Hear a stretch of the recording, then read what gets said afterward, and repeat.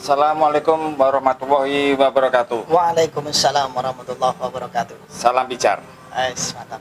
Kembali Pijar akan menghadirkan wakil-wakil caleg-caleg dari Partai Buruh. Kali ini kami akan menghadirkan sosok nih, sepertinya dari Kepri, Mas Eri Kurniawan. Tak sayang, untuk sayang makanya harus kenal, makanya tak kenal maka tak sayang. Untuk itu biar beliau saja yang memperkenalkan langsung kepada sobat Pijar. Siap. Silakan, Pak. Oke. Makasih Bung Tarman. Mungkin saya perkenalkan diri dulu. Nama saya Eri Kurniawan. Panggilan memang biasanya si Mas Erik ya biasanya, atau Erik boleh lah. Terus untuk tinggal saya di perumahan Bukit Sentosa, Blok A nomor 6 di Kecamatan Sungai Beduk. Saat ini saya masih bekerja di PT Epson Batam di kawasan Batamindo Industrial Park. Dan untuk status saya udah keluarga dengan sepasang anak, cowok sama cewek. Terus asli saya dari suku Jawa. Dulu rekrut dari Jawa itu tahun 2005 ke Batam, rekrut pakai kapal kelut dulu Bang. Di PT Philip dulunya sebelum di PT Epson Batam. Terus saya di PT Epson Batam itu tahun 2012 sampai sekarang. Alhamdulillah masih lanjut. Mungkin itu sementara yang bisa saya sampaikan, Bang. Sama Kepri ya? Untuk saat ini alhamdulillah saya diamanahi sebagai caleg dari Partai Buruh untuk DPRD Provinsi Kepulauan Riau, Dapil 6 Kepri, yaitu Kecamatan Sungai Beduk, Kecamatan Nongsa, Kecamatan Bulang, dan Kecamatan Galang. Untuk nomor urutnya saya alhamdulillah nomor 3. Ya? Siap. Partai Buruh itu kan partai yang baru lahir nih. Siap. Kecil. Sementara partai-partai besar itu sudah ada itu. Ya. Kalau kita analogikan bahwa partai itu sebuah rumah, kan sudah ada rumah yang sudah berdiri megah. Kan bisa seseorang itu ketika langsung ke rumah itu kan bisa langsung menempati. Sementara kalau Partai Buruh itu kan sudah mulai dari nol. Konstituennya juga baru, mungkin artinya itu perlu kerja keras. Betul. Kan? Ya. Sementara juga kita harus memetakan skupnya Partai Buruh seperti apa. Ya. Pertanyaan saya itu, kenapa mesti Partai Buruh? Oke. Kalau pertanyaan itu Bang, yang pertama yang pasti kebetulan saya juga termasuk aktivis buruh nih. Jadi di PT Epson saya itu sebagai wakil ketua untuk bidang organisasi di PUK Epson Batam. Jadi karena serikat ini sudah memiliki partai buruh, jadi saya merasa terpanggil. Merasa terpanggil untuk di sini kesempatan kita berjuang gitu loh, berjuang dengan cara kita ikut masuk ke dalam Dewan Legislatif gitu. Jadi dengan kita duduk di Dewan Legislatif, kita mudah nanti memperjuangkan aspirasi-aspirasi buruh itu. Yang kedua, kalau seumpama pandangan kita untuk nyalek di partai lain, kayaknya nggak mungkin lah Bang. Kalau partai lain kan partai-partai besar itu kan ya, yang pasti kita harus jadi kader dulu. Yang kedua, ini fulus Bang, ya kan, PT tak ada PT nih. Kan kalau di emang kalau Partai Buruh tidak ada apa tuh istilahnya kalau dari itu mahar itu. Ya, jadi satu-satunya, mungkin bisa dibilang satu-satunya ya. Di Partai Buruh dalam hal pendaftaran kita ngurusi segala macamnya itu semua dalam pendaftaran dan mahar tak ada sama sekali. Kita gratis semuanya Bang, karena memang Partai Buruh ini betul-betul partai kelas pekerja. Jadi memang harapannya dari buruh, oleh buruh, dan untuk buruh, kembali lagi kepada buruh. Jadi kita semuanya nggak ada. Kalau sama suruh bayar uang apa Bang, kita Bang sama-sama pekerja, gaji kita cuma dapat UMK dari mana gitu Bang. Paling enggak bahwa memang salah satu carut marut dunia perpolitikan kan mungkin caleg atau partai nggak efisien, mungkin pertama kali partai gerbangnya mungkin ada mahar-mahar seperti itu. Bisa jadi dengan kalau konsep partai buruh seperti itu, kemungkinan paling nggak menghilangkan salah satu masalah seperti itu kali ya, dengan tidak adanya mahar. Betul, terus terang kita memang partai buruh ingin merubah mindset masyarakat, pengen kita itu. Karena yang setahu kita di masyarakat itu, namanya kita orang sebagai caleg identik dengan banyak uang. Pasti orang berduit, orang pengusaha, orang yang punya kekuasaan, ya kan? Rata-rata seperti itu.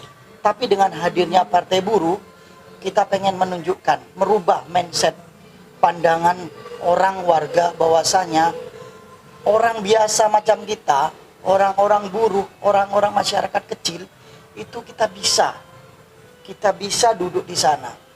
Makanya dengan kondisi orang-orang yang harapannya bisa duduk di Dewan Legislatif, betul-betul kita bisa memikirkan nasib buruh atau pekerja gitu Bang. Dan insya Allah itu harapannya bisa mensejahterakan kembali ke kita lagi, para pekerja, para buruh gitu Bang. Skop perjuangan selama ini kan aktivis buruh ya? Ya betul. Skop perjuangan serikat buruh dengan partai buruh ini seperti apa? Memang sama atau seperti apa? Oke, kalau di serikat buruh dulu itu sistem pergerakan atau perjuangan kita itu namanya ada 3, konsep, lobby, sama aksi. Dengan adanya partai buruh yang diinisiasi oleh serikat buruh beserta 11 elemen itu didirikan, itu kita sekarang ada nambah satu lagi, yaitu namanya politik. Makanya disinilah kita di partai buruh sebagai caleg, ini sebagai alat sebetulnya, alat perjuangan dari serikat pekerja atau serikat buruh. Makanya harapannya dengan politik ini, dari konsep lobby aksi nambah satu politik, itu harapannya memang betul-betul kita itu bisa memperjuangkan kesejahteraan buruh ke depannya gitu.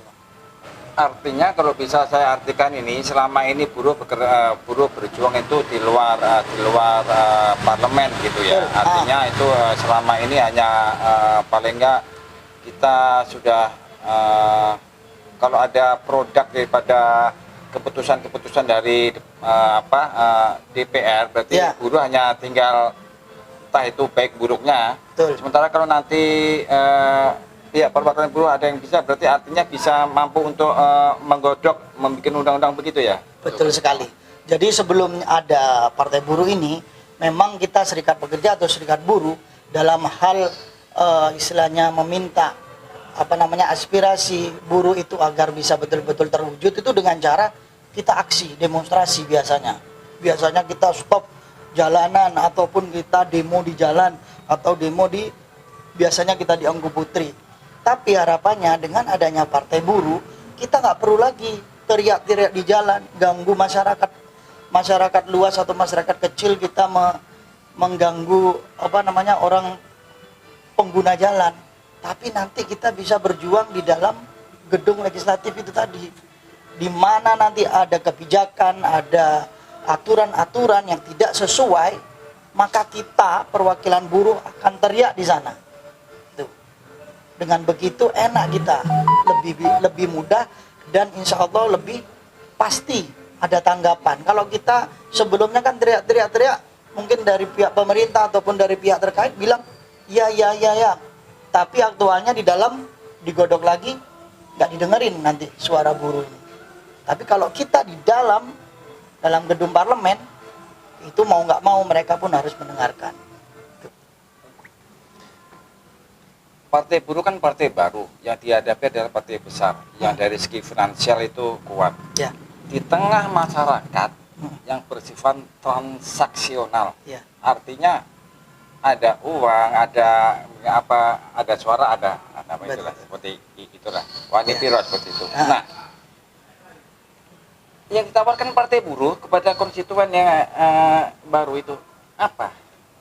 Ya, oke. Untuk kalau bicara masalah konstituen, jadi sebetulnya kita kan pada dasarnya itu serikat pekerja, serikat buruh tuh.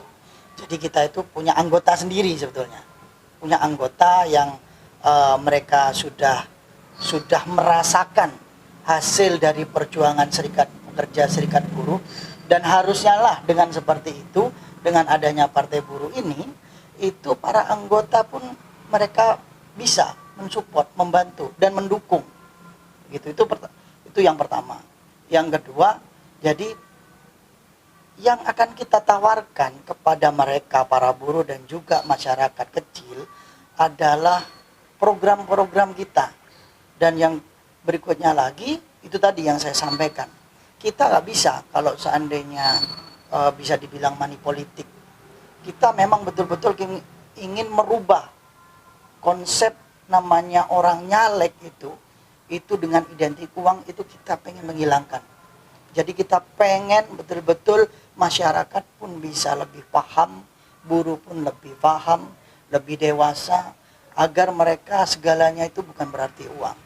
Jadi kita pengen menunjukkan program, dan kalau memang ini ada rezeki untuk partai buruh itu menang, akan kita buktikan bahwa partai buruh itu dengan prinsip utama yaitu negara sejahtera. Kita ciptakan negara sejahtera dan akhirnya rakyat bisa bahagia. Konsepnya seperti itu yang dianut oleh partai buruh. Itu Bang. Tadi dibilang sasarannya itu buruh dan masyarakat kecil, atau mungkin ada sasaran yang lain, bahwa kita kan udah tahu bahwa konstituen itu para pemilih itu tidak hanya buruh dan mungkin ada elemen yang lain. Sejauh mana ini sampai di mana pendekatan atau meyakinkan pada mereka? Oke. Kalau mungkin saya bicara untuk pribadi, istilahnya pergerakan saya ya Bang ya. Kalau saya kan kebetulan di masyarakat itu selain saya itu di perusahaan aktif di Serikat Pekerja, kebetulan di masyarakat juga saya aktif sebagai ketua masjid. Ya bukan berarti saya membawa agama, tapi dalam arti di sini ya kita menyampaikan sosialisasi dari Partai Buruh itu konsep atau prinsip-prinsip ataupun program-program yang ditawarkan kepada masyarakat itu seperti apa. Kemarin kan saya lihat itu ada sasapa. Itu salah satu program apa itu? Betul. Itu adalah salah satu program dari Partai Buruh. Jadi ada namanya sasapa. Salam satu pabrik. Ya, itu jadi kita itu istilahnya menyapa para karyawan, para pekerja pada saat mereka pulang kerja dengan pengertian adalah kita mengenalkan inilah wakil-wakil buruh, inilah para caleg-caleg dari Partai Buruh, dan inilah kader-kader dari Partai Buruh kepada para buruh dan juga pekerja di perusahaan-perusahaan. Itu untuk yang sasapa.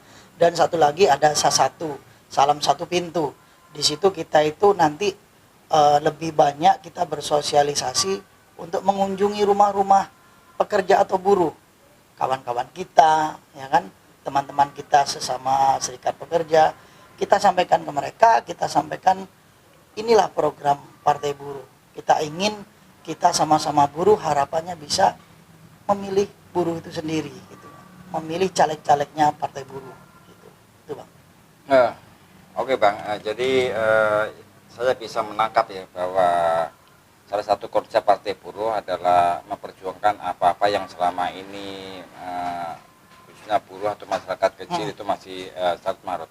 Ya inilah terakhir, sekaligus kita membuat ini untuk jadikan closing statement.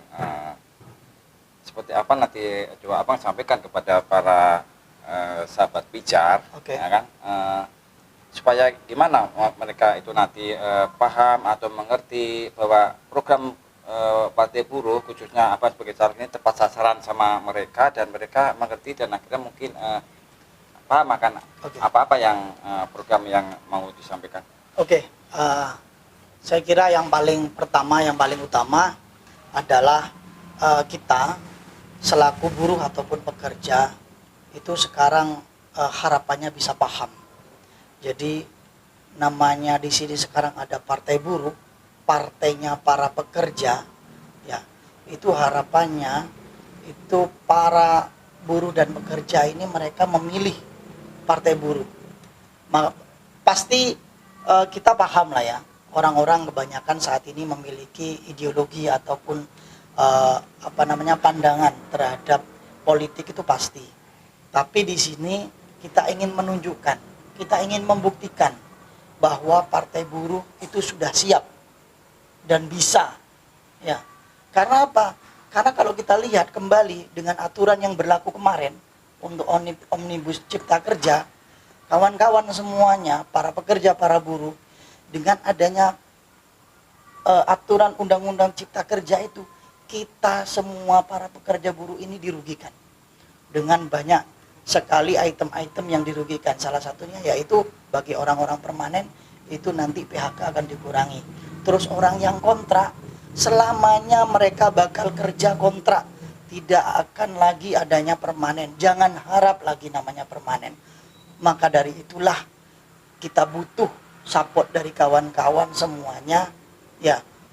Tidak hanya kawan juga, saudara-saudara kita di kampung, sampaikan kepada mereka agar selalu nanti di saat pemilu 2024 pilihlah Partai Buruh.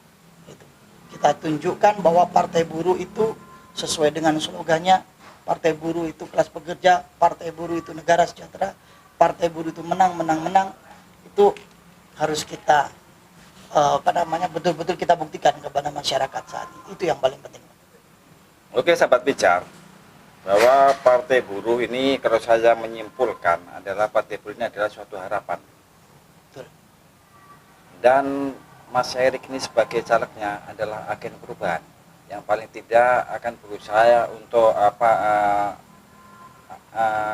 menghilangkan atau mengurai dari carut marutnya permasalahan perburuan di negeri ini.